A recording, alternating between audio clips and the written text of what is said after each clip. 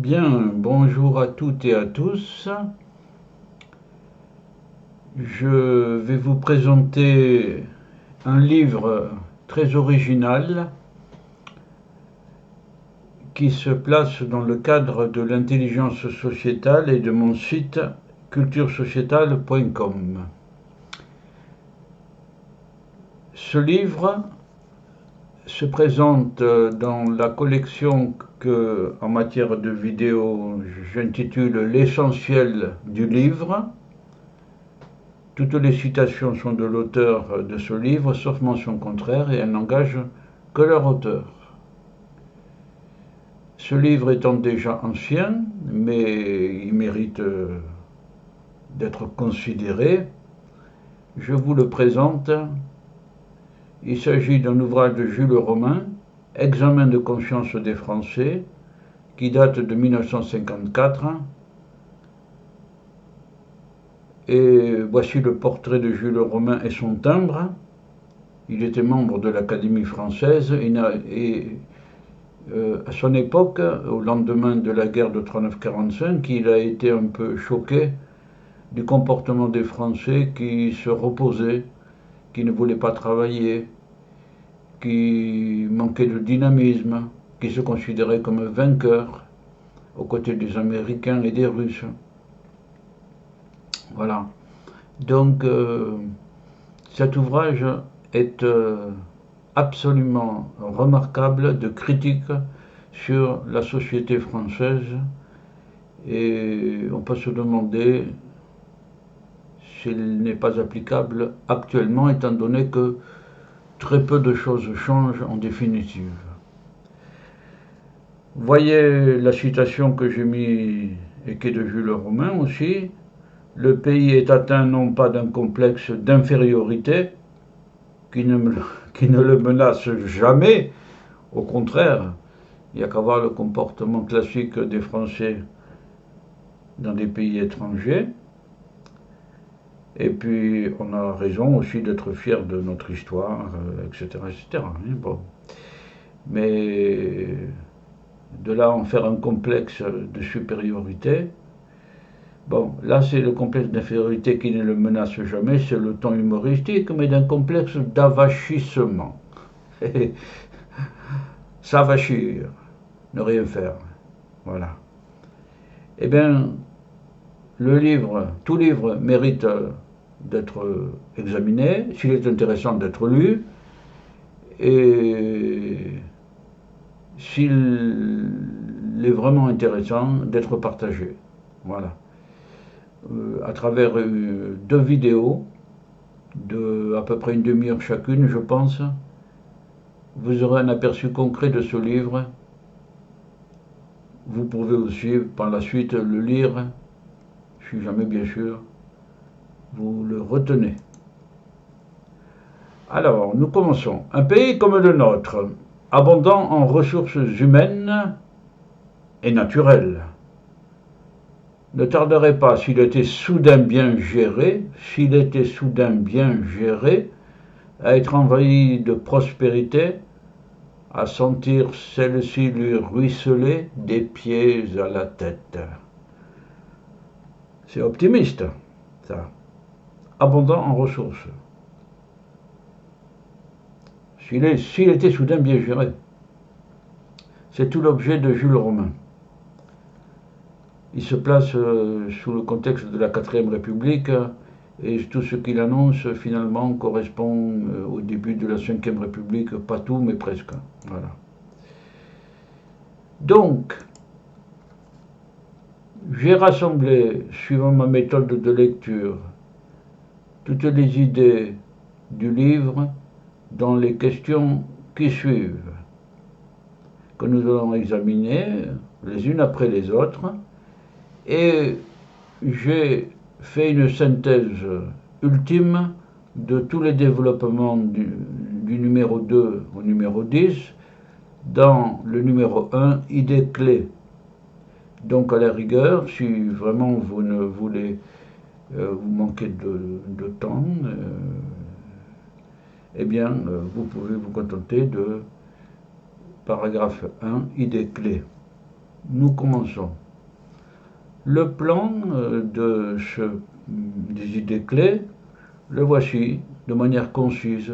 Acheter, agriculteurs, État, exportation, fonctionnaires, France, gouverner, honnêteté publique, idées, intermédiaires, justice sociale, égalité, nation, parlement, politique, subvention, travail. Ça fait une belle synthèse déjà. Et voici la belle France, du pays de mon enfance, Charles Trenet. Hein.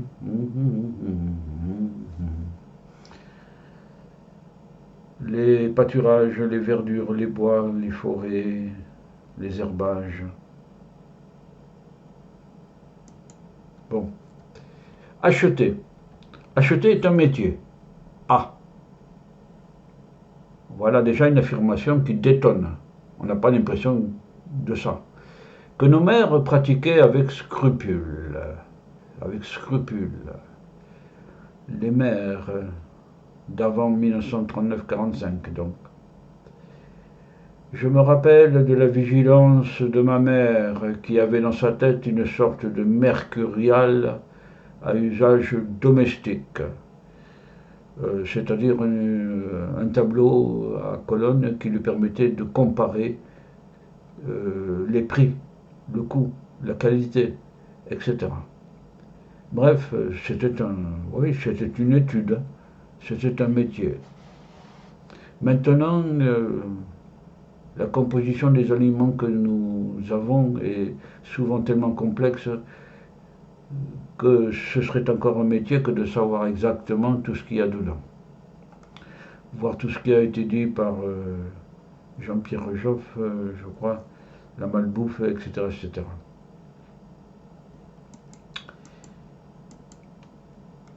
Donc, voilà pour acheter. Agriculteurs. Les agriculteurs sont des fonctionnaires en puissance, d'un type nouveau. Jules Romain, 1954. Des fonctionnaires en puissance. À partir du moment où l'économie d'une entreprise dépend des subventions publiques, de la politique agricole commune, de la PAC, évidemment, c'est comme un salaire, parce que ça tombe régulièrement. Donc ça peut justifier ce qualificatif de fonctionnaire en puissance.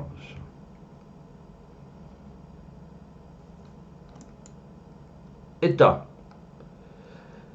La croyance mystique et enfantine d'un État créateur ex nihilo de richesse, dispensateur de paresse et de loisirs, qui peut répandre les flots d'argent et qui en a le devoir. Croyance mystique, oui, quasi irraisonnée, quoi, et enfantine. Un État créateur de richesse, ex nihilo. Il y a quelques entreprises publiques, mais il n'y en a pas beaucoup. Dispensateur de paresse et de loisirs, voilà la fonction de l'État français sous la 4e République, après la Seconde Guerre mondiale, et qui peut répandre, qui a le devoir de répandre des flots d'argent. Ensuite, il faut se souvenir, comme peuvent le faire encore les gens de ma génération, de ce qu'était il y a une 50aine d'années le prestige de l'État dans le peuple. Et oui, mais ça, c'est ça le problème, c'est que l'homme est amnésique. Qu'est-ce que vous avez mangé il y a 3 jours, à midi par exemple? Bon, l'homme est amnésique. Donc les générations passent et on oublie complètement. Inutile de vous interroger sur ce qu'a été certains passages de la 3e République, par exemple, ou de la 4e, ou même du début de la 5e. Voilà. Oui, bien dommage. L'expérience se perd. Exportation. Il eût été miraculeux pour assurer à l'exportation française une santé normale et durable, dans un monde de concurrence alertée, qu'il suffise de se laisser vivre. Ça rejoint le vieux proverbe paysan, renard qui dort n'attrape point de poule. C'est la même idée. Voilà. Santé de concurrence alertée. On n'en est pas sorti de ce monde de concurrence alertée, à la fois commercialement, financièrement et militairement, qu'il suffise de se laisser vivre. Ensuite, l'hypothèse invraisemblable d'une France vendant plus qu'elle n'achète. Et pourtant, Napoléon Ier aussi, dans ses mémoires, dans le mémorial de Sainte-Hélène, a plusieurs pages sur le commerce international, les grandes compagnies maritimes. Voilà.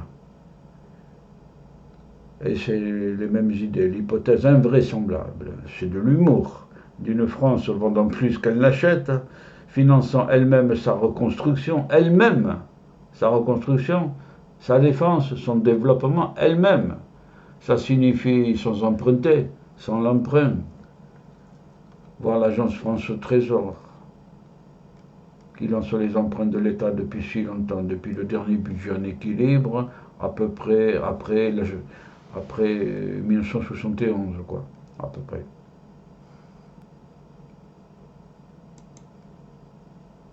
Fonctionnaire. Voilà l'idée de Jules Romain. En payant mieux un nombre fortement réduit de fonctionnaires, on ferait des économies considérables, mais il faut les payer mieux. Il faut les réduire, mais il faut... Ouais. Il ajoute les amiraux se sont multipliés chez nous au même rythme que disparaissait la flotte. Inversement proportionnel. Donc, c'est vrai que, bon, il n'y a pas que l'administration civile, mais peut-être l'administration militaire aussi qui mériterait d'être recadrée. Mais il faudrait payer mieux aussi. France. La France a droit à la place que son passé lui assigne. Son passé lui assigne. C'est joli. Évidemment, quand on voit les vieux villages perchés sur des falaises, quand on voit Lascaux aussi, ça remonte loin, ça. Quand on voit le Mont-Saint-Michel, quand on voit Carcassonne, etc. Elle a un passé glorieux, la France, et tourmentée aussi. 987, Hugues Capet, premier roi de France, de France. Clovis, roi des Francs, lui, avant. Le pays est atteint non pas d'un complexe d'infériorité qui ne menace jamais, d'un complexe d'investissement. C'est cette citation que j'ai regroupée dans les idées clés.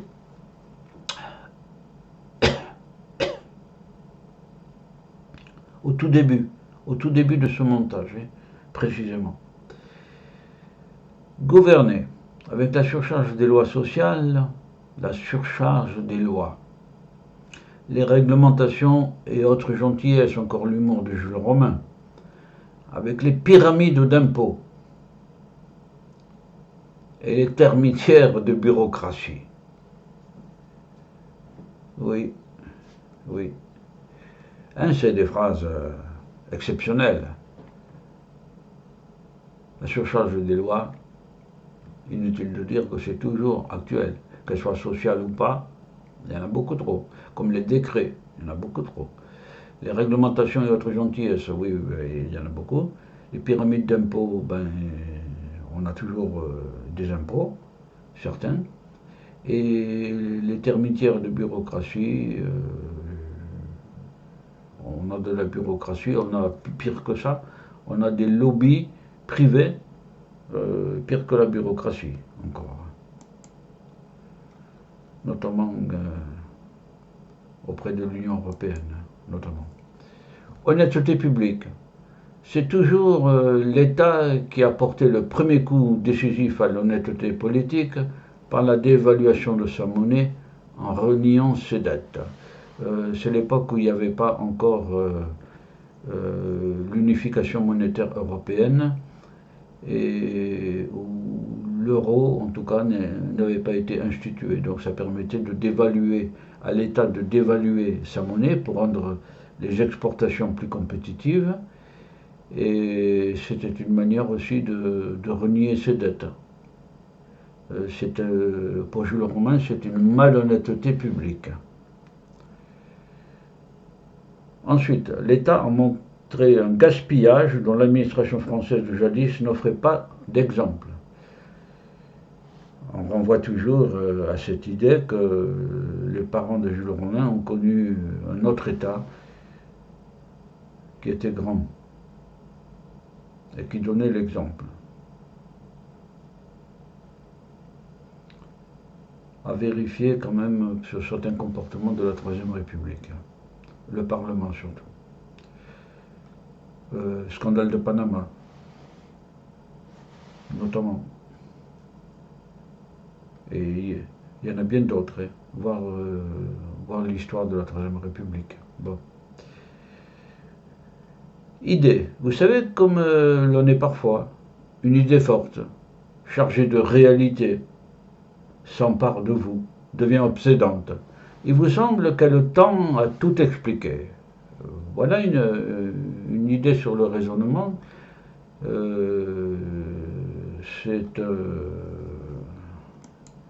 Ça mériterait d'être bien mémorisé. Je dis très souvent qu'une seule idée suffit à meubler un cerveau. Il n'y a pas place pour une deuxième idée. Voir aussi Balzac,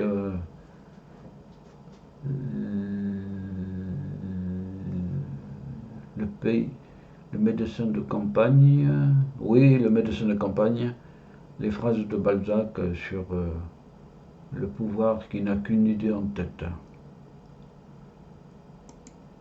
Intermédiaires. Une bonne moitié au moins des intermédiaires qui pullulent actuellement sont de purs parasites. Une bonne moitié. Oui. À méditer aussi. Il se peut qu'il y ait des parasites encore. Justice sociale. Parler de justice sociale à un peuple en déconfiture générale, à l'heure actuelle, en 2023, on est peut-être en déconfiture générale, qui assiste au déni de l'égalité civique. Il n'y a pas d'égalité véritable, économiquement, financièrement. Bon, d'accord. Et à l'impuissance de la loi, c'est se moquer de lui. L'impuissance de la loi, il y a quand même certaines lois qui sont appliquées. Mais bon. World Day of Social Justice. Oui. Mais il y a des lois parfois qui sont... Il y a trop de lois, il y a trop de décrets surtout. Voilà. Nation. La nation française exhibe sa légèreté incurable. Je laisse à chacun le soin d'examiner cette phrase et de la jauger. Légèreté. Elle tolère sa situation financière impossible. Vu l'endettement de la France, cette phrase est vraie. Elle s'indigne quand on lui dit que ça ne peut pas durer toujours. Oui. Oui. On ne veut pas voir la vérité en face. On n'en parle pas d'ailleurs. Ça vaut mieux.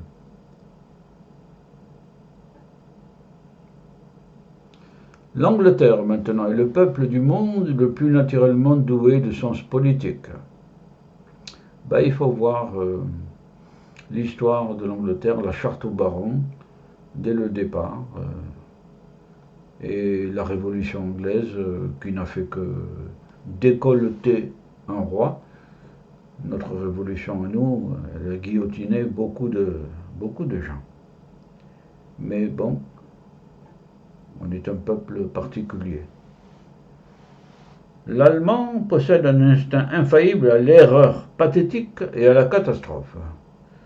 Eh bien, voici un film, je crois, Das Triumph des Willens, le triomphe de la volonté, de Leni Riefenstahl, la grande cinéaste d'Hitler, qui a filmé de manière assez en couleur et extraordinaire les, les rassemblements de Nuremberg, à Nuremberg, avec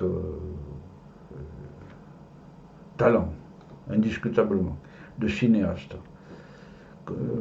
et l'organisation du spectacle aussi. Vous voyez la foule et trois hommes, Hitler, Himmler et je ne sais plus qui, voilà, qui vont s'avancer ensuite, qui vont revenir au milieu de cette foule immense.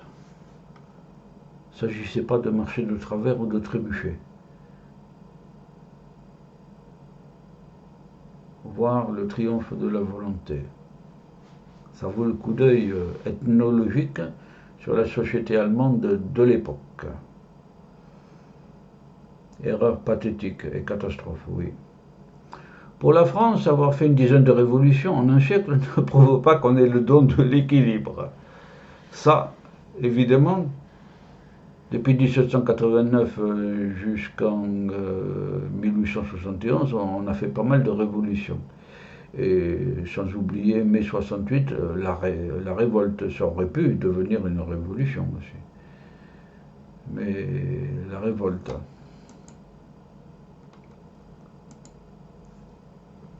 Le Parlement. Nous ne pourrons pas nous passer longtemps d'un gouvernement beaucoup plus fort. Jules Romain parle au temps de la 4ème République. Il appelle un gouvernement beaucoup plus fort. Ça va venir avec 1958 Charles de Gaulle, que nos chétifs gouvernements actuels. Voilà des gouvernements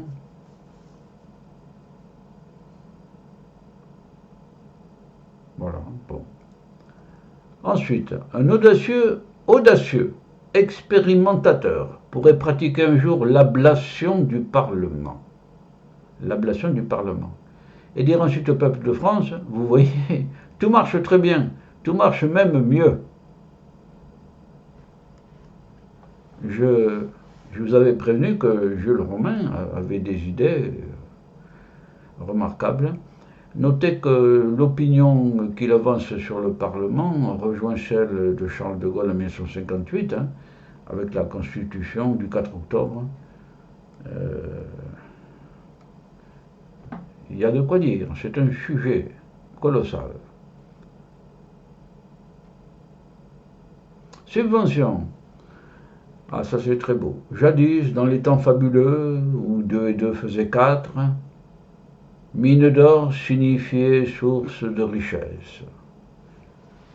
2 et 2 faisaient 4, c'était des temps fabuleux ça. De nos jours, tout cela est changé. Notre mine d'or poussait des cris déchirants parce que, tenez-vous bien, la subvention que l'État lui accordait jusqu'ici n'était plus suffisante. Oui, on se tient bien parce que quand on extrait de l'or, normalement, on devrait en tirer quand même un certain bénéfice. Même si c'est une entreprise publique ou même si c'est une entreprise publique, il faut que ces statuts prévoient un autofinancement puisque c'est de l'or. Voilà. Et si c'est privé, bon, pourquoi aurait-elle une subvention? C'est peut-être la mine de Salsigne. On peut voir des villages de montagne qui depuis des siècles étaient accoutumés à se suffire, fièrement et durement, devenus des agglomérats de pensionnés. Oui, oui. Et actuellement, avec la politique agricole commune, la politique de montagne, elle est guidée avant tout par les subventions, un agglomérat de pensionnés. Peu à peu s'installait l'idée qu'il existe quelque part, là-haut, dans les régions supérieures et mystérieuses de l'État, une source d'argent inépuisable. Source d'argent inépuisable qui s'appelait subventions, allocations, etc. L'argent, les joies tombent toutes rôties du ciel. C'est beau ça. Dans ces villages de montagne, Jules Romain a une estime particulière pour les vieux montagnards, ceux d'avant, ceux qui travaillaient, qui se battaient contre le climat, contre les pentes. et parfois des catastrophes aussi. Travail. Le travail, voilà l'ennemi. Voilà, c'est clair, c'est précis, c'est simple. Le travail, voilà l'ennemi. Jules Romain. Très très bien. Voici les idées clés. Nous pouvons passer maintenant au thème où vous allez trouver d'autres idées et les idées clés que Jules Romain développe dans ce livre Examen de conscience des Français.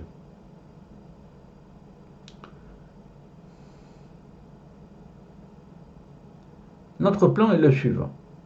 Jules Romain parle des maux constants de la France, du gouvernement, du Parlement, de l'impôt, de la défaite de 1840, de la déchéance de l'Europe, de la vie politique de la nation, de l'habitat.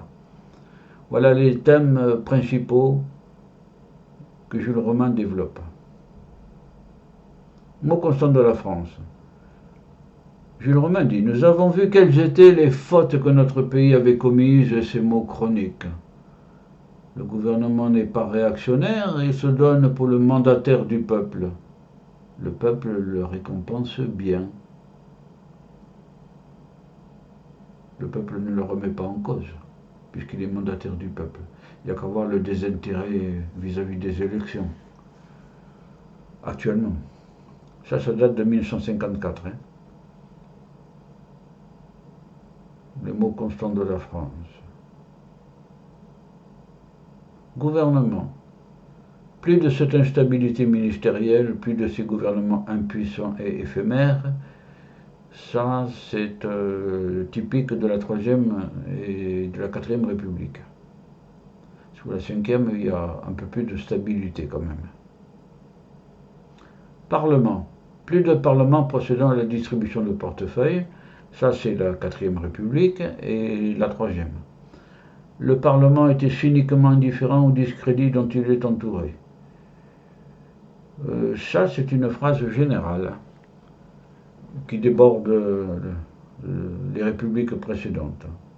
Je laisse à chacun le soin d'estimer sa réalité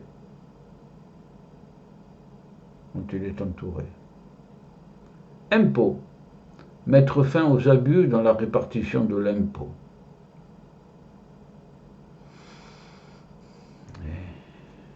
Vaste sujet. Il faut que l'impôt, évidemment, l'État a fait bien des efforts depuis longtemps pour que la répartition de l'impôt soit à peu près équitable. Mais le débat est beaucoup plus profond que ça encore. Voir mon livre bleu sur cette question. L'établissement du marché commun est le moment où les patrons se sont aperçus du fardeau fiscal. Voilà une notion d'histoire.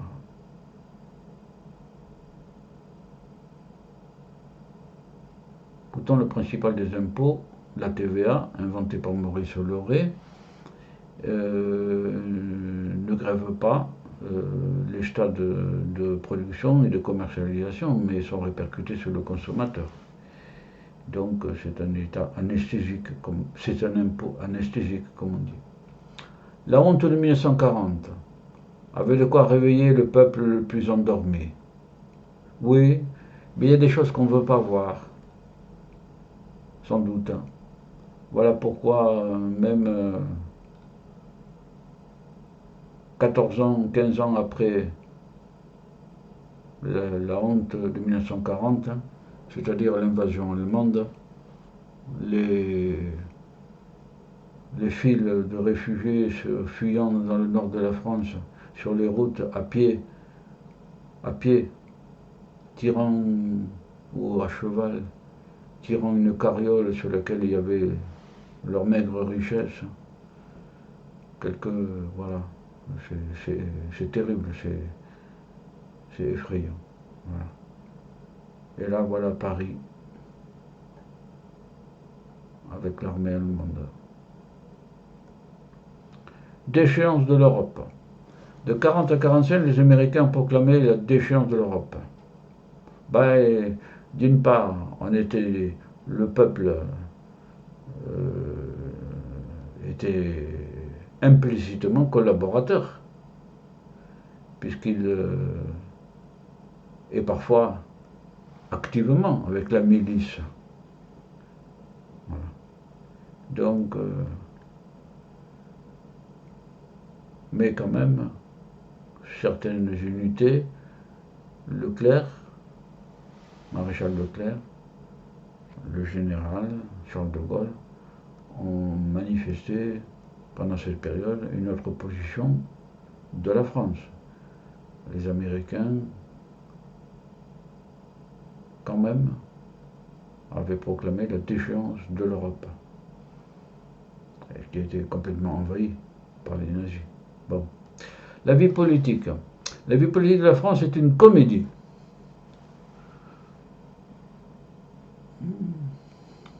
Il y a certainement une grande part de vérité. Il faut paraître. Un gouvernement étranger hésite à commencer un dialogue avec un gouvernement français. Ah. Une phrase qui figure dans le livre. Il y a eu sans doute ce comportement-là. En finir avec l'impuissance politicienne. L'impuissance politicienne. Sujet. Oui. Il y a actuellement un député européen qui a publié un grand article sur les dysfonctionnements du Parlement européen. Ce que Charles de Gaulle appelait la machine européenne. Bon. Nation. La nation française exhibe sa légèreté incurable, elle tolère sa situation financière impossible. Bon, on l'a déjà vu ça. Elle s'indigne quand on lui dit que ça ne peut pas durer toujours. D'accord. On l'a déjà vu ça aussi. Elle a un côté sable mouvant, ça on ne l'avait pas vu. Elle a un côté sable mouvant. Du sable, hein. J'ai entendu une députée, lors d'un repas, dire les élections c'est du sable. Ben voilà. Elle a un côté sable mouvant. La France est avec l'Italie un des rares pays occidentaux à porter une tumeur communiste. Ça la regarde. Ça regarde Jules Romain, la tumeur communiste. Habitat.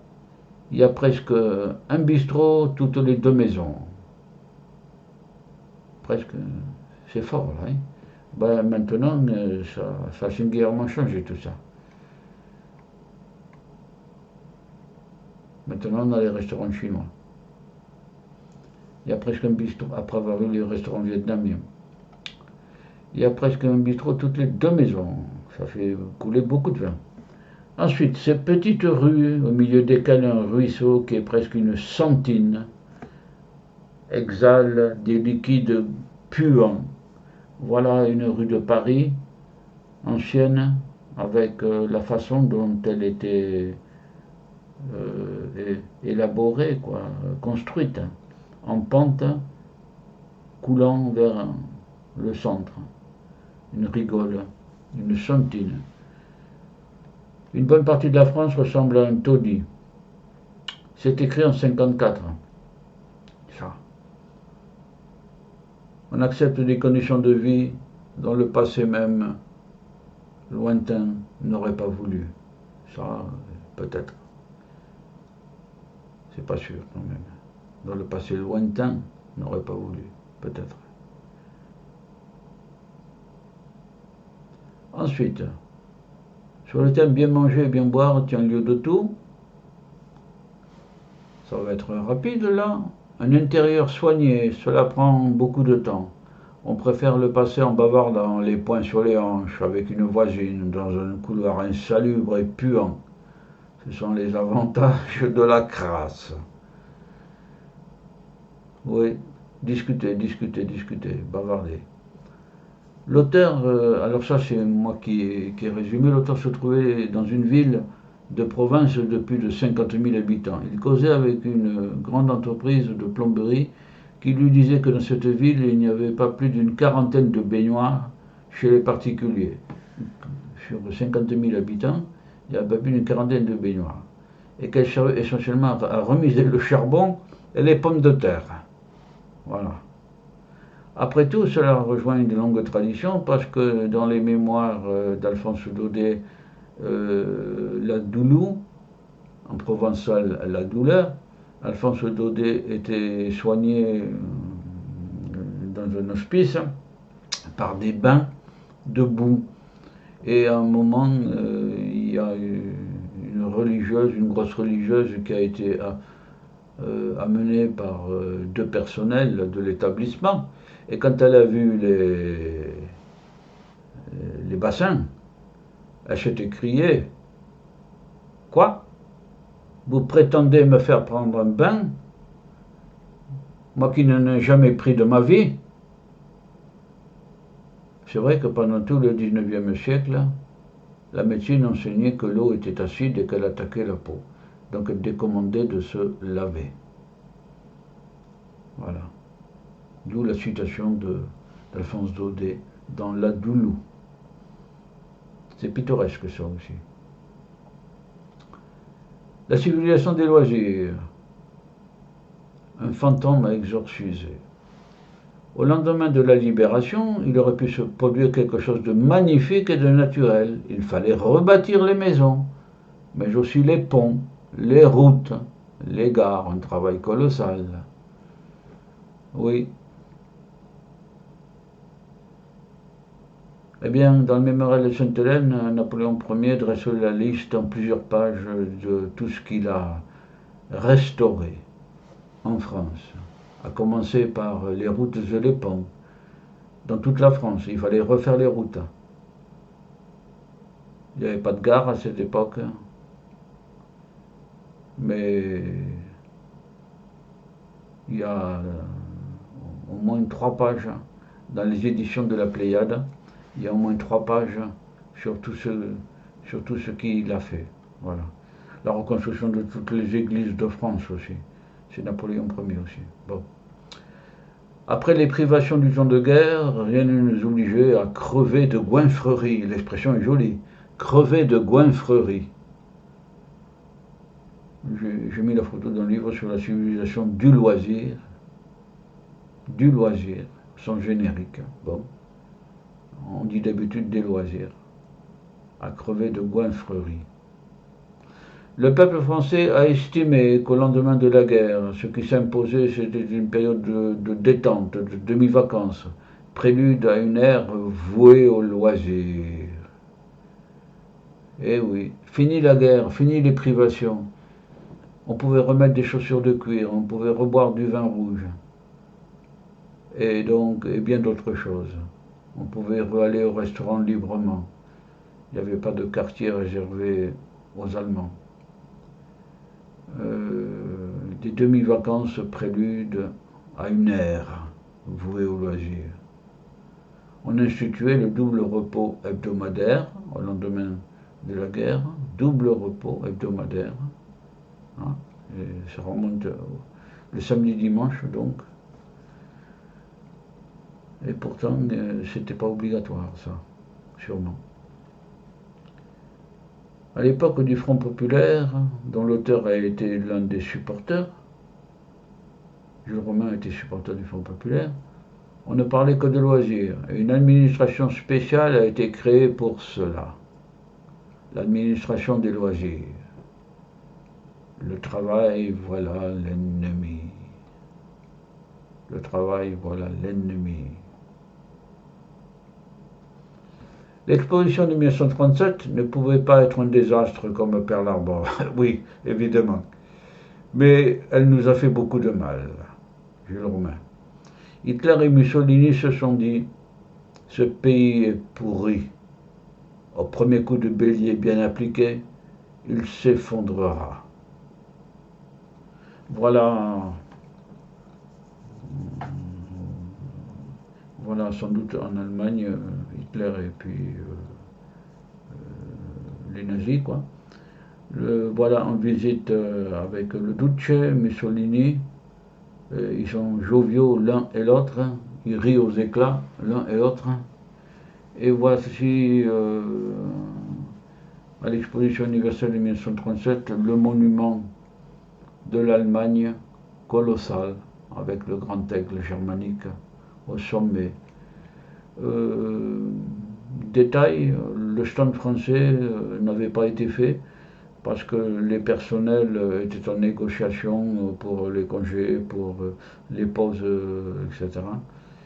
Et donc, quelques jours avant, on est venu prévenir le président Loubet, je crois, que le stand français ne serait pas prêt. Alors il est allé fait chercher à Versailles des citronniers, des orangers, de jolis arbres qui sentent bon, qui sont parfumés, tout, voilà. Enfin, en tout cas, qui meublent le paysage. Et il les a fait mettre à la place du stand français. Ça a été une honte et ça a été sans doute l'opportunité de la phrase de Hitler et Mussolini. C'est Hitler qui a dit ça. Au premier coup de bélier, la démocratie française s'effondrera. C'est ce qui s'est passé 4 ans après. Enfin, 3 ans après. Les Parisiens se souvenaient dans l'obscurité, dans la nuit, que les ouvriers allemands travaillaient nuit et jour.